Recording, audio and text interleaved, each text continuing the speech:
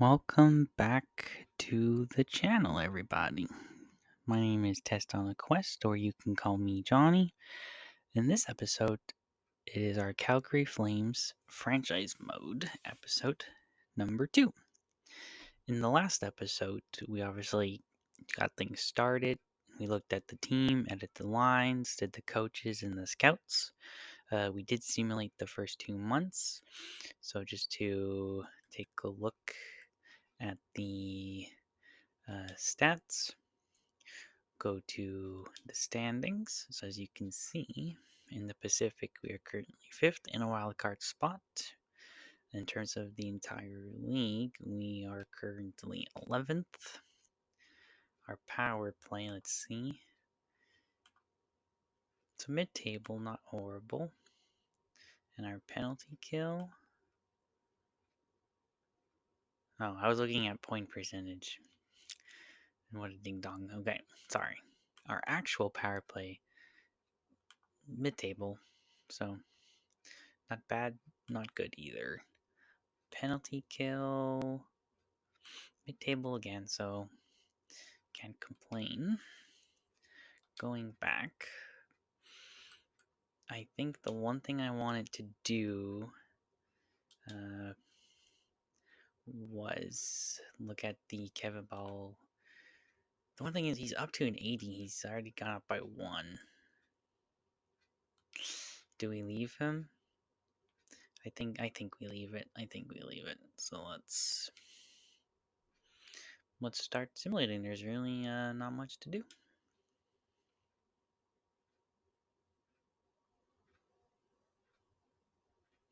So again, we'll take it month by month. Justin Kirkland for Philip Ekberg. That's a pretty good offer. We'll say no for now. Jonathan Huberdeau is injured again. He'll be out for about a week and a half almost. Utah, it's a loss. It's good. Win against Buffalo. Detroit, it's a loss. Huberdeau is back. Let's get him in. LA, it's a win. Andrew Pasha is hurt with the Wranglers. It's a loss to San Jose, which is huge. Another offer I did not like. A third and a fourth for... I want to keep Joel Farabee. I want to see what he can do for us. Vegas, it's a loss. That's good. Lost to Edmonton in the shootout. Andrew Basha is back, so let's get him back into the lineup. Take out Hunt for him. Doesn't show up there, so we're going to have to go to there. Put him back in. We'll take a look at the AHL stats too at some point in this video. Jeremy Poirier has now been injured. He's going to get till the 4th of January, so about a week and a half again. Another loss to Edmonton, lost to Boston. Andrew Bash has hurt again. Damn, that sucks. 20-18-1. 21-18-1 at the end of December. So, I guess we're going to take a look in the stats. You know what, let's do one more month. I want to give one more month and we'll see if we start making some trades. Jeremy Poirier's back. See, defenseman. I'll take you out. Don't know why you don't show up there, but that's fine. Andrew Basha looks like he's going to be back soon, too. A third for... It's a second from Florida. It's going to be a late. We're just jumping up a few spots more likely than not. There's no point for that. Jake Bean, that's not a bad offer. Andrew Basha is back. So again, Dryden Hunt, come on out. Andrew Basha, get back in there. Back to the NHL. Let's continue simulating. Wins against Montreal. Back-to-back shutouts for our goalies. Wow. A third for a fourth and a sixth, and we have to give up Kirkland. No sense in doing that. Another win, so 4 wins in a row. It's not really good for the tank. I think we're going to have to start making some moves at the February window. Win against New Jersey. So 3 losses in a row, then a win. 2 wins in a row. Third, Gaudette for a third, and Jake Bean. Again, there's no reason to do that. Win against Washington. So 3 losses in a row to 3 wins in a row. Another trade we're not going to take. 4th and 5th for a third, and Bichelle. No, thank you. Xavier Grove, Josh Donovan, I believe, Bichelle and Hanley. Get younger, but again, we don't need that necessarily, so we're not going to do it. Win against Minnesota. So we are currently in a playoff spot. I'm hoping we don't make the playoffs. So now we will take a look at the stats. Player stats. So Nazem Kadri, 51 and 54. I do believe. Okay, so he has a no movement clause, so we are going to have to talk to him, but we could maybe move him at the draft or next year's deadline. He would always been good when he's been playing. Uyghur's been really solid. Coronado. We're getting a lot of depth scoring, just not a lot of high-end scoring. And Zainfrek had another 10 points in 2 months, so not exactly the best numbers. Goalies, Dustin Wolf, a 903, 2 shutouts. Logan Cooley, 6-4 and 1, 9-10, 316 goals against average. It's pretty decent. Take a look at team stats. So we're currently 4th. We do have a good lead for the wild card. Toronto's absolutely killing it, so is Edmonton. Our power play percentage, not going to make that mistake again. Power play percentage. We are still mid-table, so not bad. Penalty kill. Mid-table, so not horrible. So I think the first thing we're going to do is we're going to go to find trade, and we're going to see what we can do. I think we'll make these moves before the deadline, and then we'll go into deadline again, and we'll see if there's any other younger players we can get. So Jake Bean, what is out there? You can get a 7th, Steve Santo, Alex Gagne. So basically just minor pieces. There's really no point in doing that right now. We don't need to do that. Right wingers, I think I'm solid with Jaragovich, Coronado. Blake Coleman, anything. I think he's more of an off-season move, so we can retain. Can bring Timothy Liljegren in a 4th. We can bring Mario Ferraro in. That's not a bad one. We can get Alon Fraze, I think. Or Kobe Barlow, Brandon Yeager. Okay. Try to think of it. Obviously, we can't trade. Joe Fairby, I'm keeping. Connor Zari. Ryan Lomberg's value is kind of decreased, but yeah, we'll probably do one of these ones at the deadline. Obviously, Nazem Kadri. We're going to have a conversation. Backlund, obviously, we're keeping. I believe he has an extension. Morgan Frost, we're keeping. Everyone else is kind of keeping. It's basically just we'll talk to Kadri and we'll see if there's anything we can do. So let's go to view contracts. Kadri. This will basically determine on what we do here. So we're going to go clause option. We're not going to ask him to waive. It is very risky. We're going to try for 2 teams. He says no, so we're going to have to wait until, I think, free agency to move him. Unless we try again before the draft. I don't know if they fixed that. So I think we'll just we'll simulate to the deadline, and we'll just hope that our team is bad. Toronto, it's a win. Win against Edmonton. Olympic break here. Jake Bean for, I think that's Cole O'Hara. Take a look at it, depending on what his overall is. He's a 72 at the 23. Not going to really quickly develop enough for us. Joel Ferry in a 2nd or 4 second. Not going to do that. Morgan Frost, Mir Malinow for a second, and Cal Odolis. Again, not doing that. I think Morgan Frost can be a solid second, third liner for us in the long term.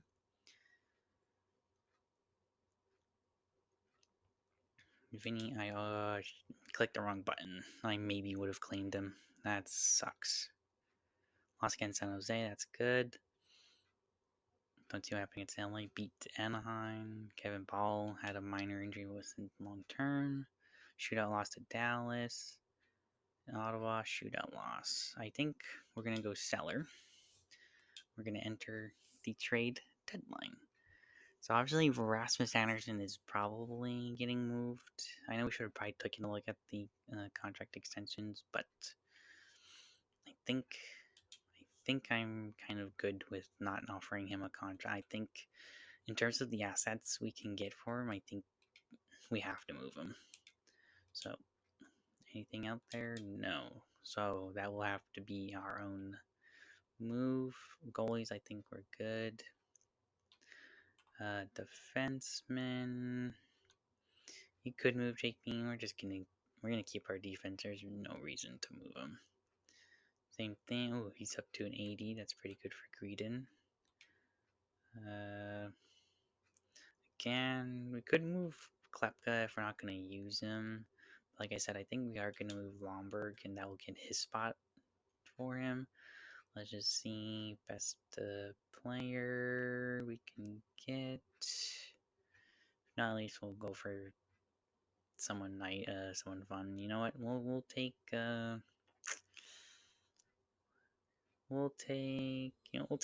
Shane LeChance. He's big. Joel Farapin, we're gonna keep. Everyone else is good. Center wise, obviously, I don't think we're gonna be able to ask him to wave again. We might be able to actually. So instead of asking for 2, we'll ask for 1. No, he's not interested in that, so no, none of that. Okay. Frost we're keeping. He's actually got nice value. And everyone else, I mean, you could move Kirkland. You can get a 6. It's a 5th from Dallas, but I don't really think it's worth it. So I think our big move, obviously, is going to be moving Rasmus Andersson. So I'm going to do my due diligence. I'll go around the league and see if there's anything I like. We'll try to make this move. Obviously, in real life, it seems like Vegas is the most interesting, so that will be the first team I try. So the next time you'll hear from me is when I think I'm close to a deal. So I think this is the first offer I'm going to try to make to Vegas. So it's going to be Rasmus Andersson, 50% retained, for Alexander Holtz, Caden Korzak, who is signed an extension for 4 years at the 3.2, I believe. And we're going to see if we can get 2 first-round picks. Proposed trade. Rejected. Okay. So we take that first. If we can get like a 4th and a 7th, so that will go through. We could probably get like a 3rd, but I think I'm going to just take the 1st, the 4th, and the 7th. So we add in Alexander Holtz, Caden Korzak. Again, he's under extension at $3.2 million, which I think is pretty good. We get a 1st next year, and then we get a 4th and a 7th this year for Rasmus Andersson. Is it the most flashy deal? No. Is it the best deal we could have gotten? Not necessarily, but I do think this is probably our best move. So you're going to confirm that. Trade is accepted. So deal number 2, I think, is going to be Blake Coleman to Toronto. We are going to retain 50% on Blake Coleman. He does have an extra year, but let's be honest, if you're going to move Blake Coleman, you're not moving him at $4.9 million. He's had an excellent year so far. I think he'd be pretty good in Toronto. So from Toronto, we're going to get a 2nd next year. Defensive prospect William Villeneuve, right-handed, why not? And David Kemp, we're just going to take back, basically we'll take on extra cap. So that basically makes it more sense. Let's see, proposed trade. Trade is accepted.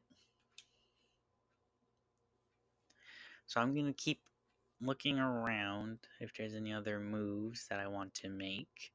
And if not, then you'll catch me at the end of the trade deadline day.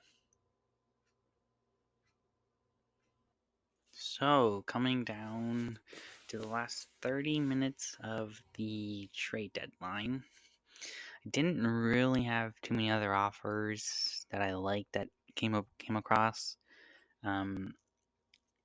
Not really any prospects available around the league that I really felt it was worth what I was trying to get the deals to go through.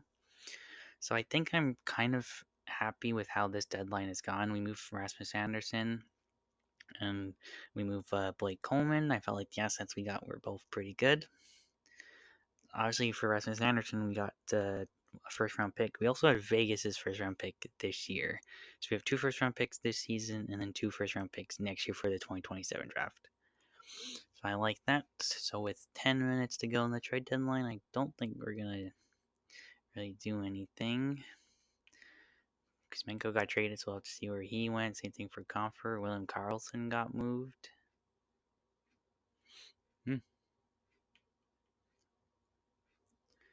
Interesting. Okay, so 2 minutes, 1 minute, and trade deadline is complete.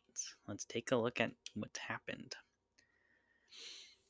So Tampa traded picks, and Ottawa got Sam O'Reilly, Mario Ferraro to Nashville, Alphonse Fraze to Ottawa for Nick Jensen, JVR to Vancouver, Ryan Paling to Buffalo from Anaheim for a couple picks, Mason Appleton to Washington. Detroit gets Ivan Mirochenko. Dang. And Nicholas Kemp, the goalie. Our trade of Blake Coleman. Vancouver also gets Timothy Liljegren for Brandon Coots, Klimovich, and the goalie Aku. Wow. JT Comfort in Nashville. No idea what they're doing. Third and a fifth.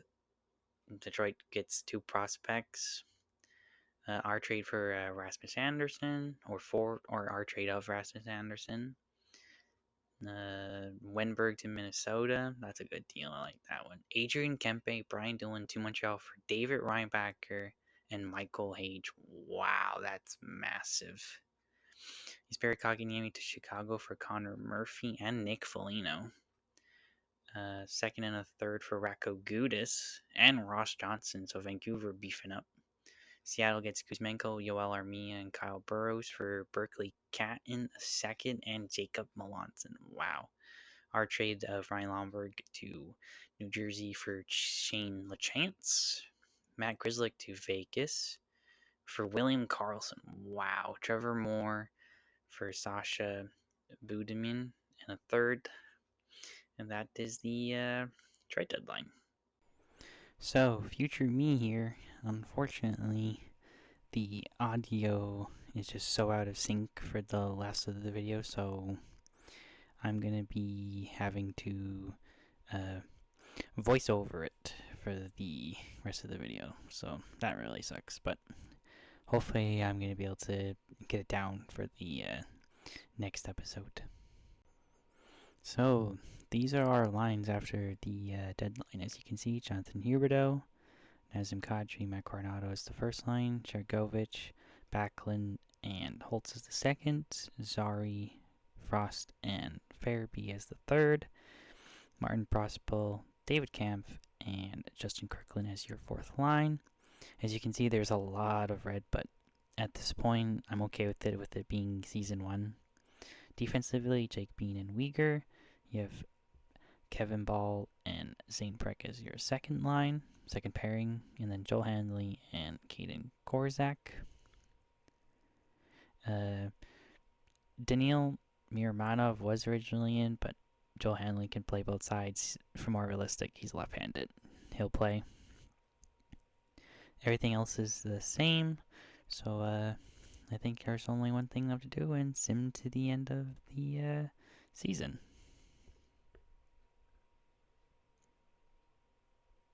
So Carolina is a win.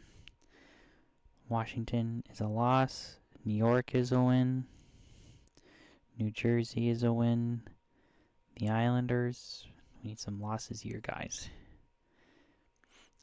Injury. 5-1 win over the Islanders. Detroit is also a win. St. Louis.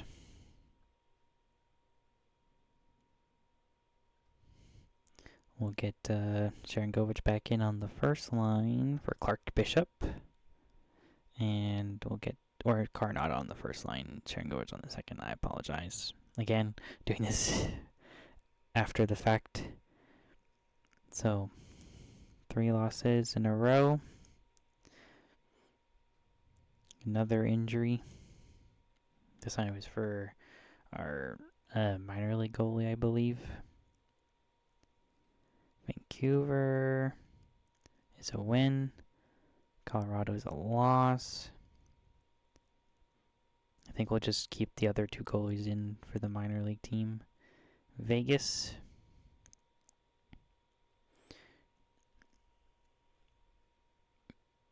We have the Ducks now. Our team is really winning games here. Definitely not really good for the wanting to miss the playoffs here. So we'll get our NHL lines back together. I ended up noticing that they were messed up, so I quickly fixed them. So I put Luke Misa back in. I'm going to be putting Andrew Basha back in. First it's Shane LeChance, and then I put in Andrew Basha in for Dryden Hunt. Yeah, there we go.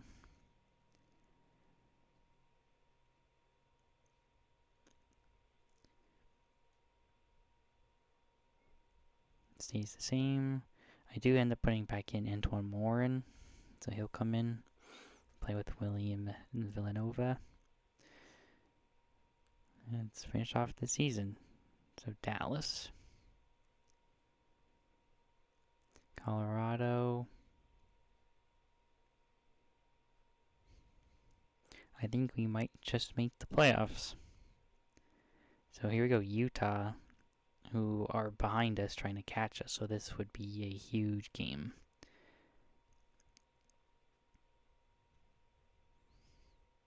Yeah, if you look at the end, they're really, if we win this one, I think we're in the playoffs.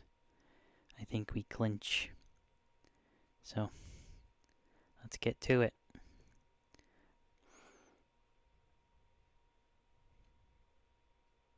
Three games to go. Utah. And we did indeed clinch the playoffs. There's a confirmation from Ryan Huska. So we beat Utah, and we are in the playoffs in Season 1. Wow. Definitely was not expecting that. Colorado is a loss, and LA is a loss. So we end the season on a 2-game losing streak. Who knows if we would have lost to Utah if we would have made the playoffs or not.